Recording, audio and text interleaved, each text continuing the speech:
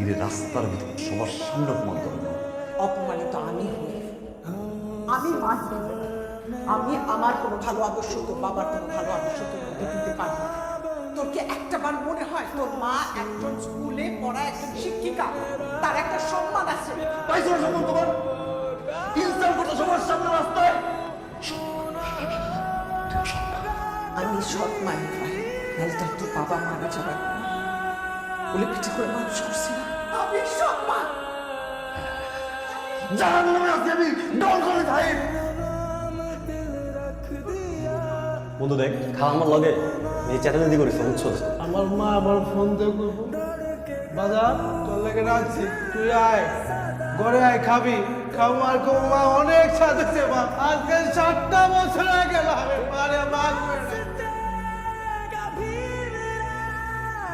আমি বুঝি না ওর পা